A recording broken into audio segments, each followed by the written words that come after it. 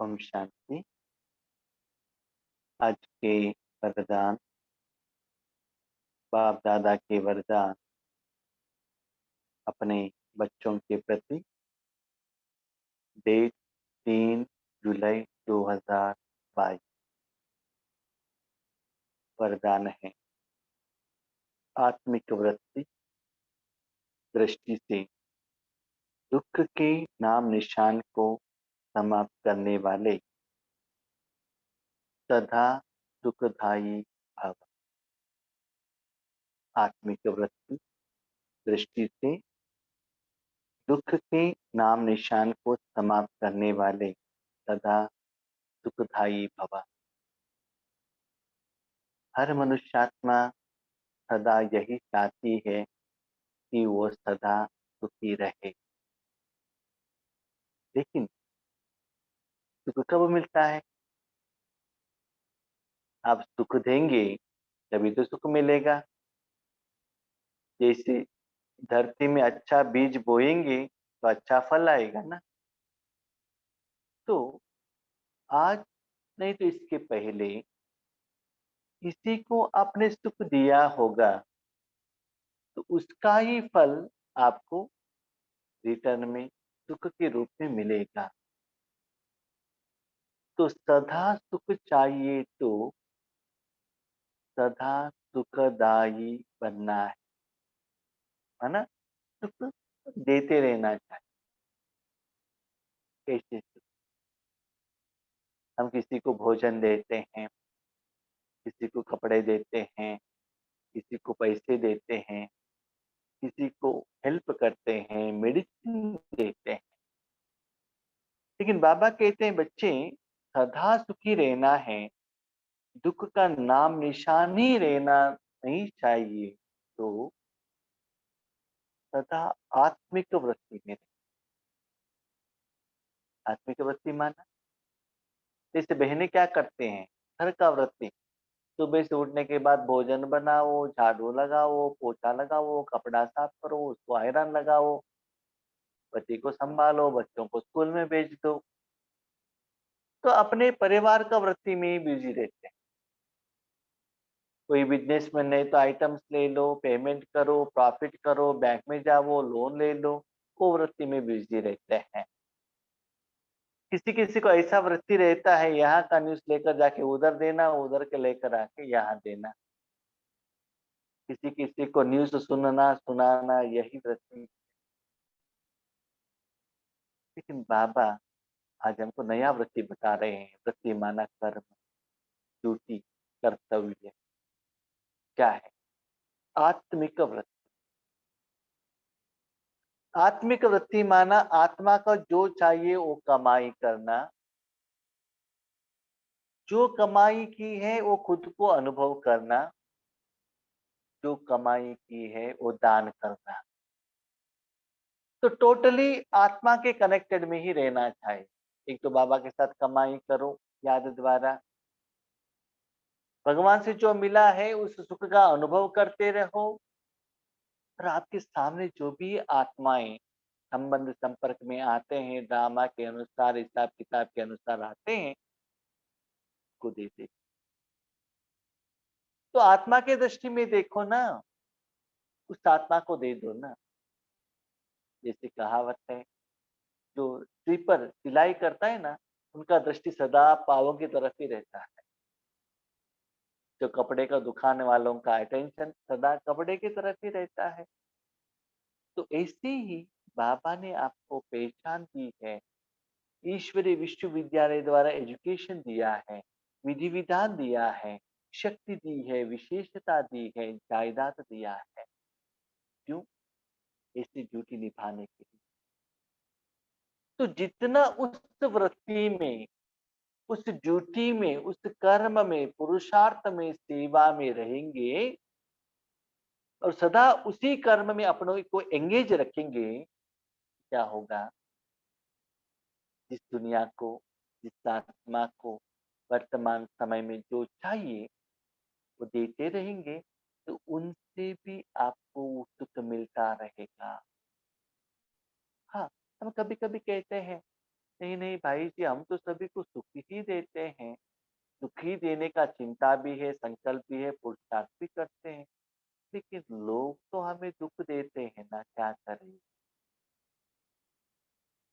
बाबा कहते हैं बच्चे, वर्तमान समय में आप सुख दे रहे हो, लेकिन पुराना उस आत्मा के साथ हिसाब किताब है ना। हाँ, आज आप उन लोगों को पैसे दे रहे हो, राइट, एग्रीड।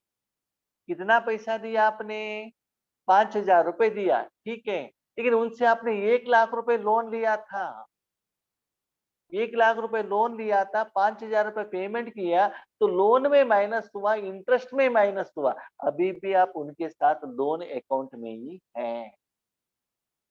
जब तक लोन क्लियर नहीं होगा, तब तक उस आत्मा से आपको सुखदायी का रिटर्न नहीं मिलता है। तो आज 5,000 दे दो, कल 5,000 दे दो, परसों 15,000 दे दो। ऐसे देते देते जब उनका loan with interest account settlement हो जाएगा, उसके साथ एक्स्ट्रा इन एडवांस आप पेमेंट करेंगे, तब उन आत्माओं से सुखदायी का रिटर्न आएगा। आज सुख देते हुए भी अपने परिवार वालों से, ईश्वरीय परिवार वालों से, या ऑफिस में जो हमारे साथ में जो आत्माएं लोग में रहते हैं, उनके साथ अकाउंट सेटलमेंट क्यों नहीं होता है? क्योंकि हम अकाउंट सेटलमेंट स्थूल रूप में पेमेंट कर रहे हैं, पैसे के रूप में, चीजों के रूप में, संकल्प के रूप में दे रहे हैं। लेकिन परमात्मा का जो शक्ति है वो दान करते जाइएगा, दृष्टि से आत्मा को देख लीजिएगा, और उस आत्मा को जो चाहिए वो देते रहिएगा। एक जगह से लेना, एक जगह से देना। जैसे मार्केट में जाते हो, फूड ग्रेन्स लेकर आते हो, वेजिटेबल लेकर आते हो, चावल लेकर आते हो, और भोजन बना के खुद खाते हो, अपने परिवार वालों को खिलाते हो और रिश्तेदारों को देते हो ना। एक जगह से आप लेकर नहीं आएंगे तो देंगे कैसे? तो ऐसे अपने समय संकल्प को रूहानी वृत्ति में, दृष्टि में ब्यूसी रखो।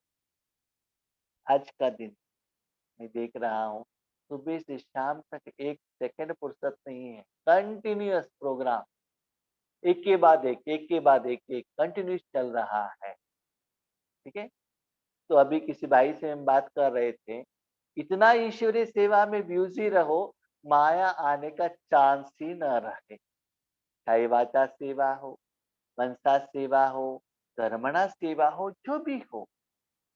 तो इसके लिए जो भी आत्माओं के साथ आप मिलजुलते हो ना, तो सदा याद रखना, उस आत्मा को आपके आत्मा द्वारा कुछ न कुछ जाना चाहिए।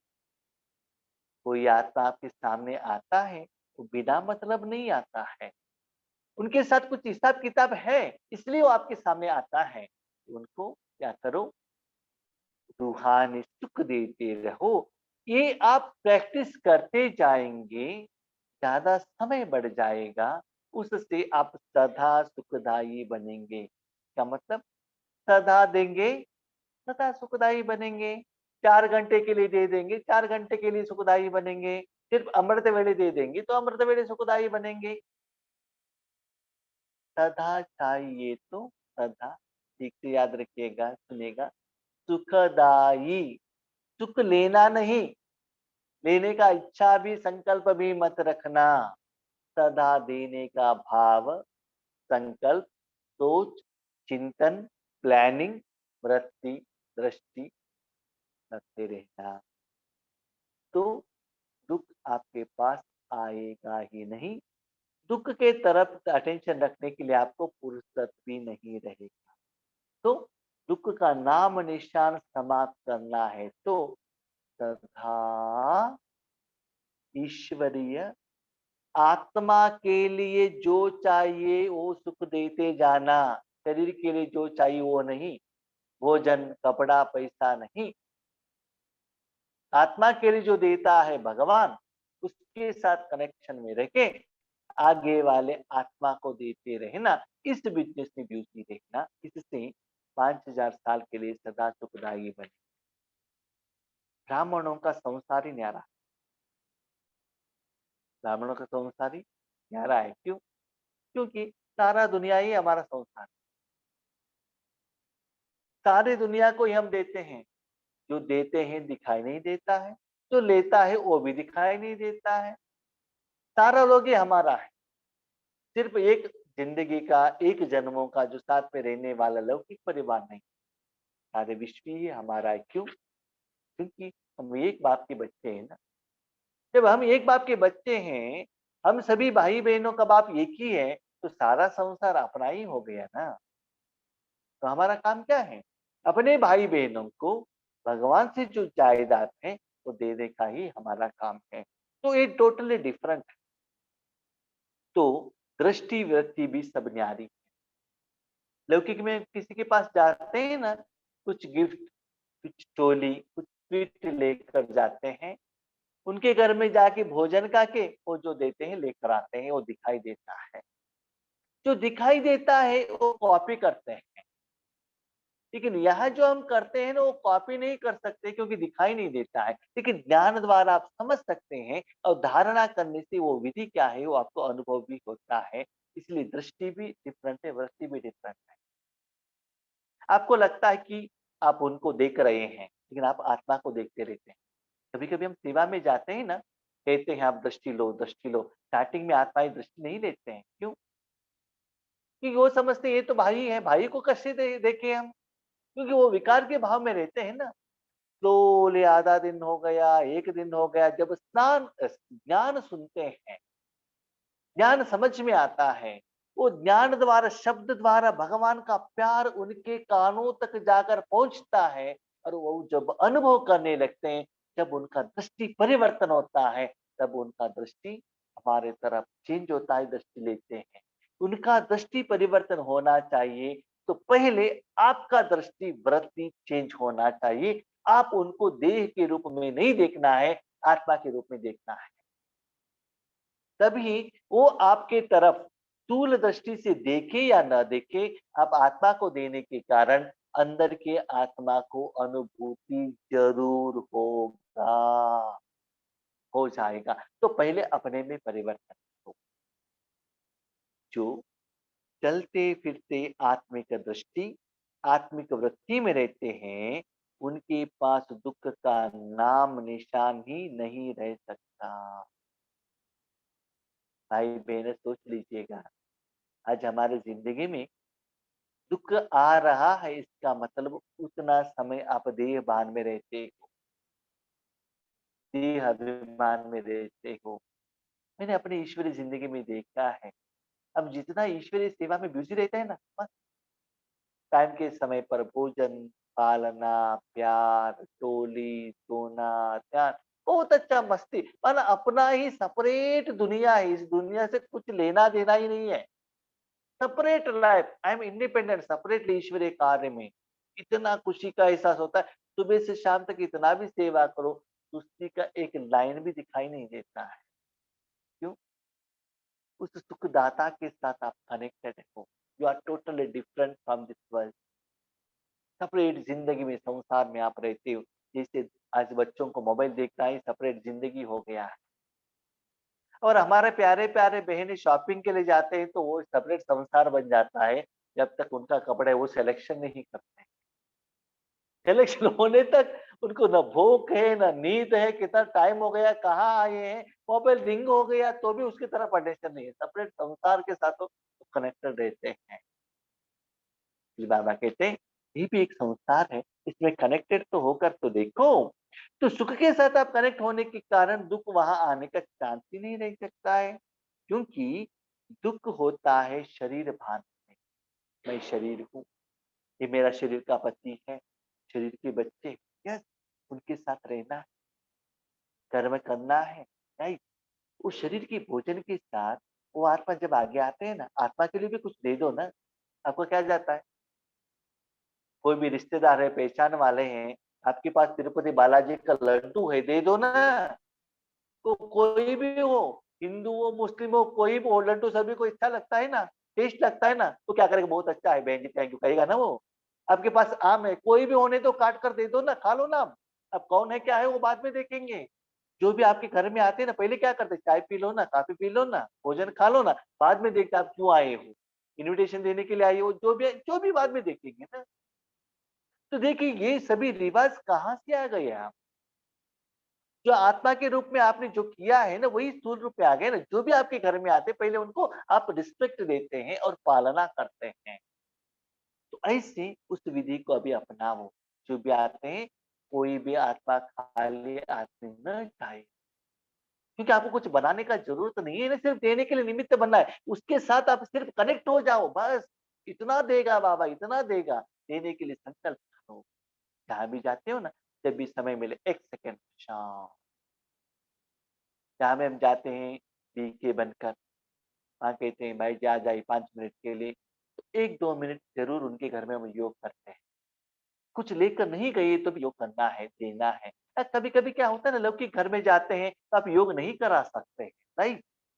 लेकिन मन तो आपका है ना। वहाँ बैठकर भले आगे वालों को मालूम नहीं है, आप तो उस कनेक्शन को रख सकते हैं ना, आप योग करा सकते हो ना। कोई 2-3 लोग बहनें बात कर रहे हैं, उस समय आपके पास अपना टाइम है, टक से बाबा के साथ कनेक्शन हो जाओ ना। दे दो ना, क्योंकि वहाँ आपको कुछ अकाउंटेबिलिटी है, इसलिए बाबा ने वहाँ आपको भेजा है।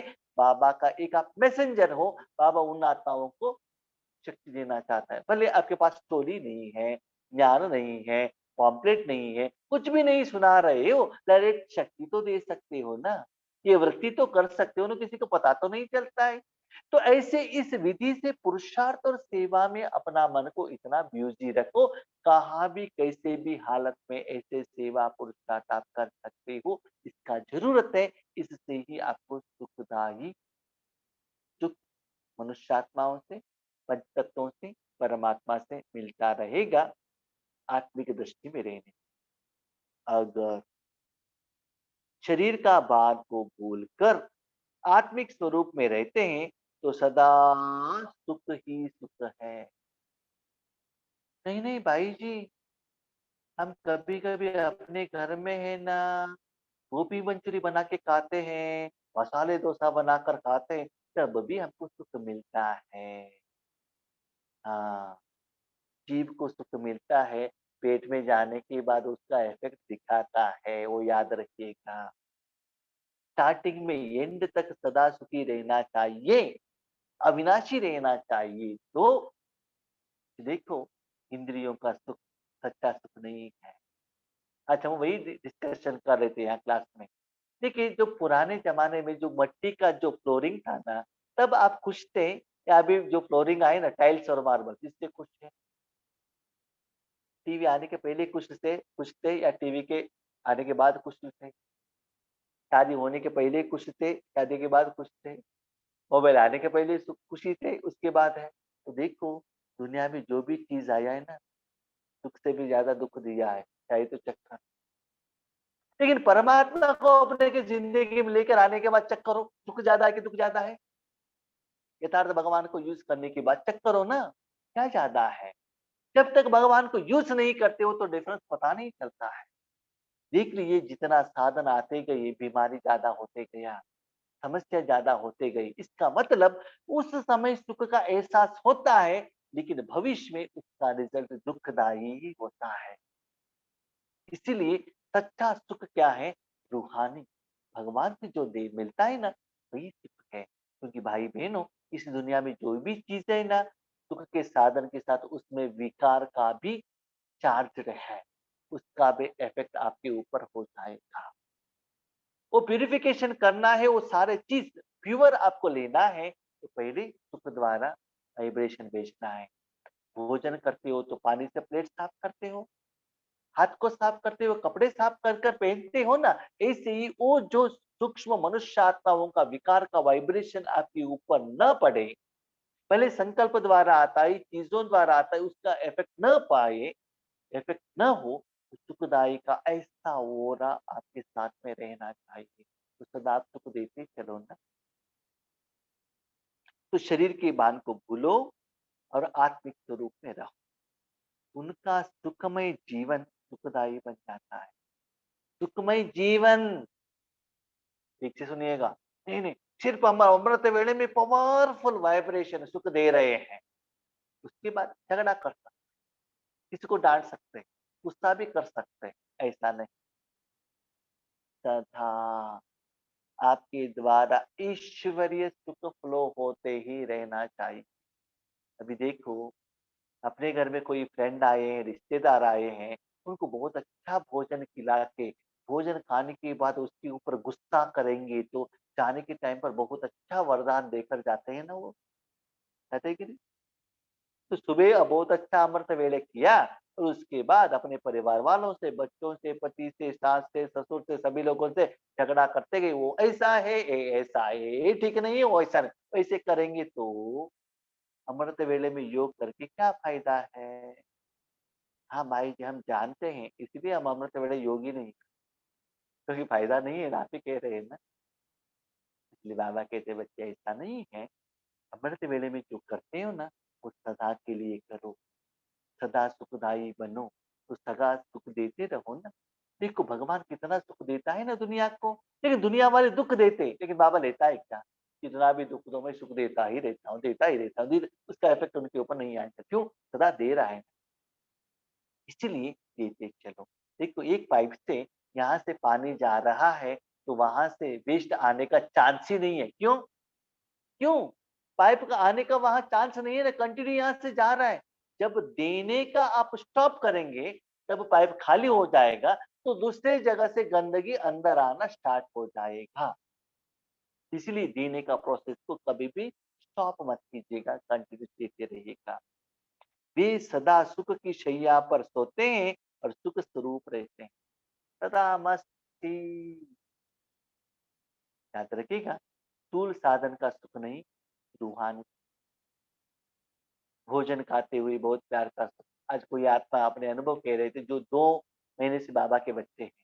यहाँ जो भोजन है कितना टेस्ट है, अभी तक हमने ऐसा भोजन नहीं खाया है, कहा भी नहीं खाया। वो अपना अनुभव, उनको सब करीब 75 इयर्स है एज।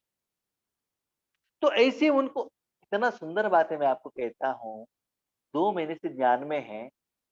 सुबह उनको एक ड्यूटी दिया गया है, हम सभी को नहाने के लिए गर्म पानी करके देना है। उनका एज 75 ईयर।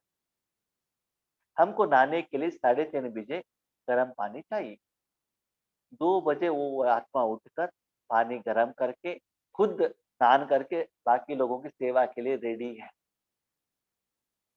सुबह अमृत वेले रेडी, उसके बाद मुरली के लिए रेडी, उसके बाद पोछा लगाना, झाड़ू लगाना, चेयर लगाना, उनको भी ड्यूटी दिया है, सब कुछ रेडी, भोजन के लिए रेडी। उसके बाद 8:30 से योग स्टार्ट, कितना बजे तक? 1:30।